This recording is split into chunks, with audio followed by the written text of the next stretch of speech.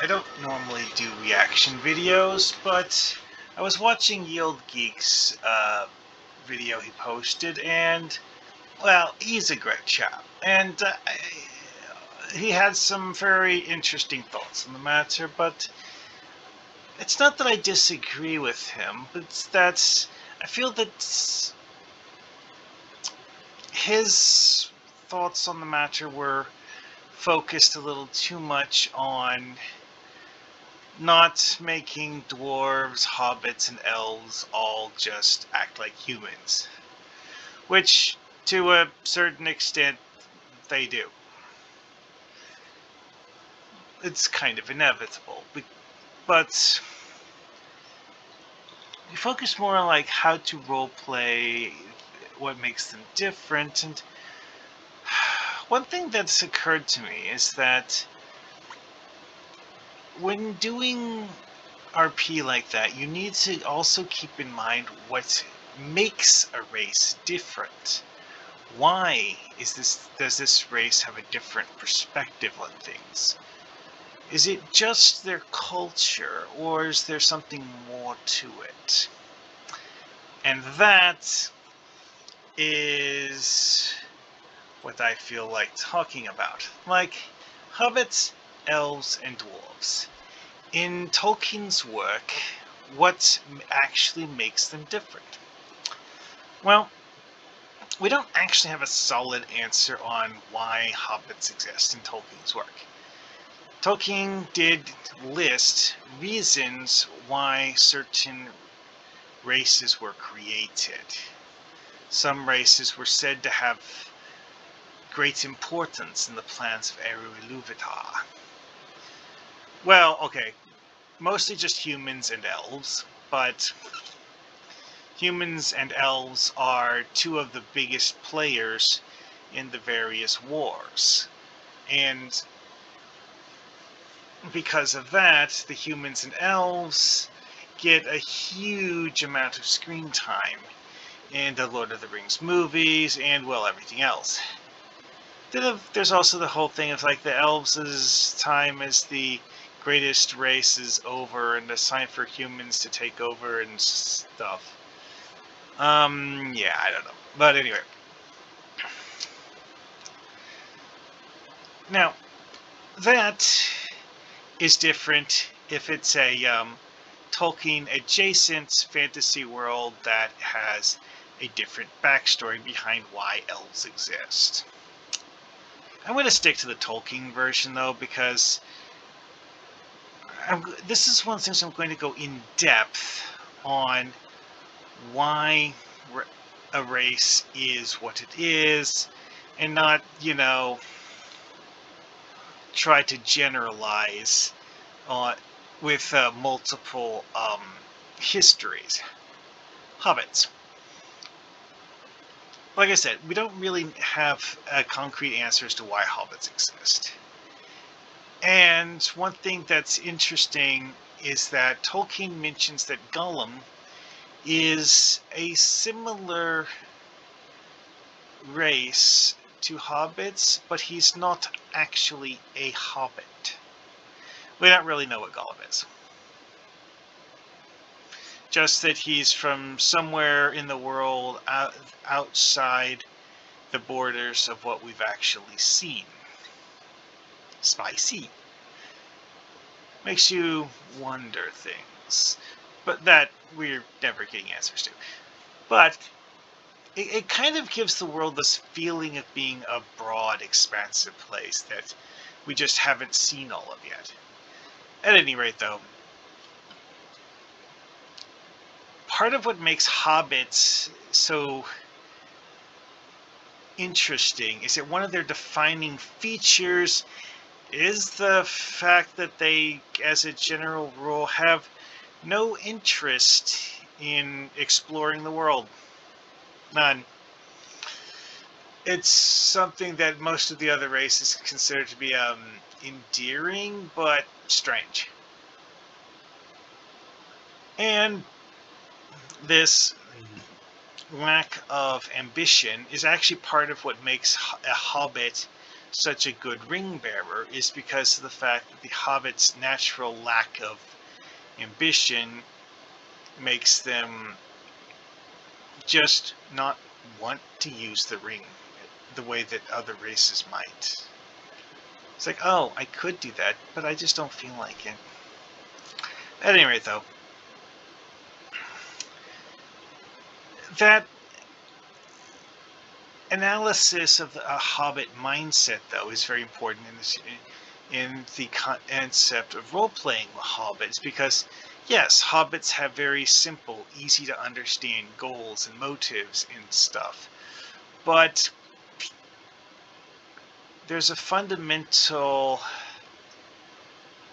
I don't feel like it that affects many parts of what elves would consider normal everyday life. Just things that a hobbit would be like, yeah, I could do that. I just don't feel like it, though. Like, for one, elves have some incredibly elaborate methods of decorating things. I personally suspect that this is intended as a way of playing with the fact that elves are incredibly long-lived. Is that, as an elf looking at something every day for, in some cases, over 1,000 years. Because, yes, really. Oh, I forgot her name. Dang it. That's one elf lady who the party meets in the Lord of the Rings movies.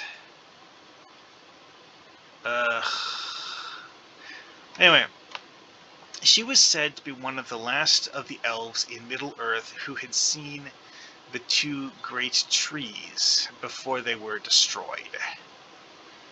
Someone who had basked in their light and still had a faint glimmer of that light shining from her eyes when she spoke. This is something that made the other elves take note of her. It's part of why she was their leader, is that she had a charisma that no one else could even imagine having. And also it gave her a very, very different perspective on life because of the fact that she was literally thousands of years old. She had seen wars that most people only read about in history books because very, very few elves were old enough to have seen that war. Most of them had just heard of it because they just weren't there. And to be quite honest, this character here doesn't really look like a high elf from Tolkien's work. Now, high elf isn't really the word that Tolkien used for them, but Galadriel, that's what her name was. Elves like Galadriel had a sort of we're better than you kind of attitude that didn't actually get shared by all of the elves in Tolkien's work. Just most of them. Well, Tolkien had two different categories of elves. Elves who had seen the light of the trees, and the elves who hadn't.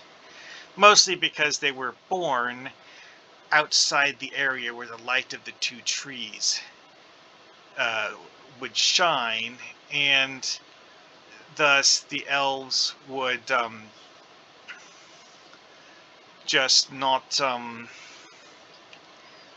have experienced it. And something about this just made them lesser. Physically lesser, actually. And I mean, like, Galadriel had incredible longevity, powers that even other elves didn't understand fully because of what she had seen and done. And that gave Galadriel a very, very different perspective on things. Someone who's, literally been around for thousands of years, seen multiple wars, anyway, I already talked about that.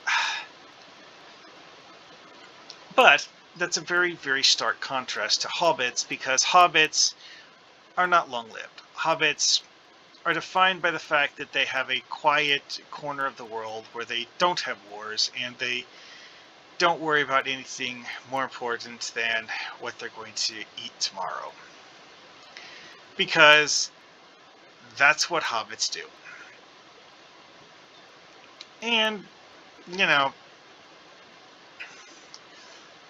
in many ways, it's actually a good thing. Now, dwarves. What makes dwarves different? Dwarves aren't the creation of Roleplaying. Yeah, this is something they actually kind of sort of share with Ungoliant and the various descendants of Ungoliant, because of the fact that one of Eru Iluvatar's Maiar is actually the one who created the dwarves. Granted, the Maiar cannot actually breathe life into things, so they were merely, dwarf-shaped objects. But Eru Iluvatar's like, okay, you know what, that's a good idea. I'll, play along with this, and made them into actual living beings. However, again, dwarves were not part of the Song of Creation. They were created later on as an addition. And this is one of the things that makes them so different. Because of the fact that dwarves just do not follow the same physical rules as the other races do. Well, okay, I say other races, but what I really mean is the races that were created by the Song of Creation. Because elves, humans, hobbits, all of them were presumably created by the Song of Creation. We don't actually have confirmation hobbits were, but it seems likely. Because the Song of Creation was said to have populated the world, and elves and humans had a specific known origin point, or, well, maybe more than one. Because, with the dwarves, we know that the original groups of dwarves were actually in 3 tribes that were intentionally placed in different parts of the world for reasons, and thus there are 3 great dwarven kingdoms, because from the start there were 3 dwarven tribes, or something like that. And now we get to the part where I discuss things via analogy, because I mentioned that, dwarves weren't the only race of, thinking beings in Middle-earth. The next one, however, is a non-humanoid race, because, let's face it, elves, hobbits, humans, dwarves, it's relatively easy for them to get along with each other because they, have relatively similar wants and needs. Yes, I'm talking about the spiders of Mirkwood. Why? Because part of what makes the spiders of Mirkwood so dangerous is that, one, they have a faint vestige of the terrifying power of Ungoliant. See, because Ungoliant was not part of the Song of Creation. In fact, Ungoliant is believed to have come from somewhere outside Arda, attracted by the spectacle of Arda's creation, and desiring to devour all light and life in Arda, Ungoliant descends into Arda to eat everyone and everything that she can. Now, for obvious reasons, this is something that the heroes of the story don't like, and Ungoliant's hunger is so great and so hard to understand that even Melkor fails to comprehend it. And because of this, Melkor ends up fighting Ungoliant in the original war in The Lord of the Rings, the one that ravaged the elven homeland and forced them into less favorable locations. And is one of those wars I was talking about that the elf lady had witnessed, and that none of the younger elves could even understand the terror of. Well, yeah, this was one of those wars. Anyway, though, the spiders of Mirkwood are much less powerful than Ungoliant, and they don't have that same incomprehensible hunger that Ungoliant had. Because, let's face it, the reason Ungoliant fought with Melkor was because Melkor wanted to seize certain objects of power in the world in order to solidify his grasp on the world. And Ungoliant, after seeing them, wanted to eat them. Why Melkor didn't anticipate this, I have no idea. But, again, Ungoliant is a very, very strange alien creature. No one in Middle-earth actually understood her. Melkor was, having her play along with his plans because she was powerful and he could talk her into doing what he wanted. Not necessarily because he actually wanted to help her with her plans. He just wanted to use her to help him with his plans. Like, killing the two trees. Ungoliant was perfectly happy to devour the light of the two trees. And Melkor was fine with that. It's when Ungoliant decides she wanted to devour the Silmarils that Melkor took exception to that. Anyway, though, the spiders of Mirkwood. There is a lot of them. There was only one Ungoliant. They're far less powerful individually, but they have some sort of illusion ability.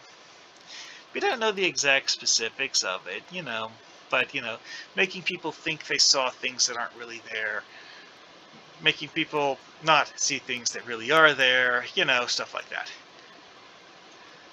Very, very dangerous place Mirkwood Forest is, because you never can trust your eyes, because the spiders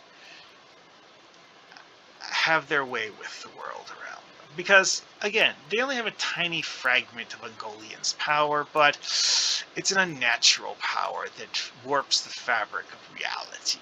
Or something like that, anyways.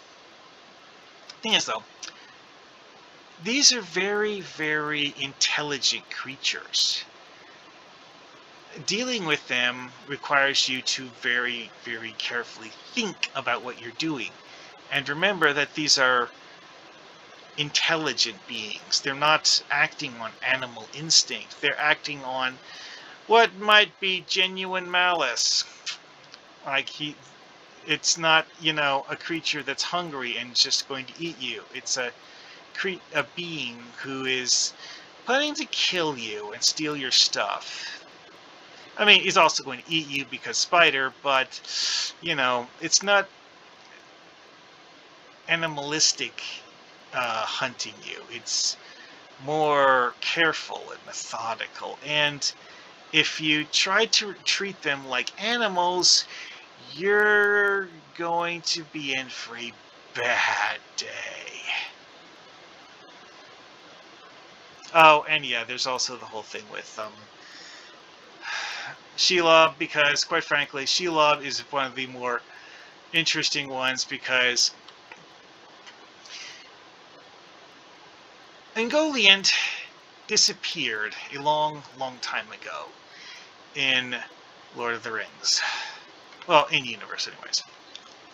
It's believed that Ungoliant's bizarre hunger eventually killed her because she couldn't satisfy her hunger anymore, and thus her hunger just ate away at her from the inside, and she just, you know, collapsed and died of it. Here's the thing. We don't know of any of Ungoliant's descendants who actually have that hunger. Sheila, I mean, she gets hungry, but it's the whole, like, eat orcs kind of hungry, not, you know, devour all light and life from the world kind of hungry. Also, the whole turning into a human thing from that one game. It actually makes sense when you think of it like a more powerful version of the stuff the spiders of Mirkwood can do with illusions. I'm not really sure this is actually something that's a proper illusion, because one thing that's important to remember is that while these spiders of Mirkwood are properly spiders, Shelob and Ungoliant aren't. They're magical beings that are spider-like, but not true spiders. The spiders of Mirkwood are descendants that are descended from actual spiders mating with magical beings that came from somewhere outside Arda. Which is a strange concept to try to wrap your head around, but that's the story. Presumably Ungoliant mated with them because of the fact that they were most like her. Although we don't really know what she is, so yeah, have fun with that one. Anyway, though, the spiders of Mirkwood, because of their strange way of thinking, trying to wrap your head around one of them to properly roleplay, it's like, oh, well, there's not a player character. Well, yes, but if you're a GM, you would be the one acting out the actions of the spiders of Mirkwood. The players, they're humans, elves, dwarves, something like that. But the spiders of Mirkwood, they definitely have goals and ambitions in life. I mean, some of their logic is actually easily understandable. They have territory. They want you to stay out of it or get eaten. You know, simple stuff. But also there's the whole, it's like, what exactly is their concept of civilization? That is a very interesting question to ponder, and not one that Tolkien actually went into in any depth. So, yeah, have fun with that. Anyway, though, yeah. Looking at non-humanoid races with the same eye for, it's like, okay, what does this race do? What is this race's deal? What does this race contribute to the lore and the world around them? And, you know, it's like, what defines them as a race? That question gets very, very interesting when you start applying it to more broad topics. But also, yeah, you really need to think about commonalities. Because, like, I mentioned the whole thing with, like, the elves and humans and hobbits and dwarves. It's like, there's several things that they have in common. Like, humans, elves, and hobbits, they all eat the same things because the fact that they're all, you know, spawned from the Song of Creation. So, you know, they're Iluvatar's children, and, you know, they work as Iluvatar's children. Dwarves are... I guess you could say that dwarves are technically creations of Eru Iluvatar, but they're not from the Song of Creation, and they're not really Eru Iluvatar's idea. But they do kind of sort of follow the same rules of biology as Eru Iluvatar's creations. They just don't really follow anything else. Notably, it's hinted that the rings don't affect dwarves the same way that they affect humans, elves, and hobbits because of the fact that, again, dwarves aren't spawned by the Song of Creation. It just makes them fundamentally different. And that was what I was getting at earlier, is that you need to pay attention when role-playing differences between races. It's not, because like differences might be minor cosmetic aesthetic things, or they might be something that is a critical aspect of what makes that race different. One thing I like to bring up in conversations like this, just because of the sheer absurdity of it, is the tomatoes from Attack of the Killer Tomatoes. In the second movie, the guy who created them figured out a way to make them take on the appearance of humans. However, tomatoes are fundamentally incapable of acting like humans. In a deep sense anyways, because tomatoes don't eat the same things humans do. They can't, because they're not human. Anyway, though, I think that's enough of that. Very, very complicated topic to discuss, simply because of the fact that there's multiple layers to it. And, you know, it's like this race does this race does that. Part of the reason I think some of the modern crowd misses the boat on what makes races different in role-playing races is that they just don't get the reasons why they're different. And I think that's enough of that for now. See you guys later.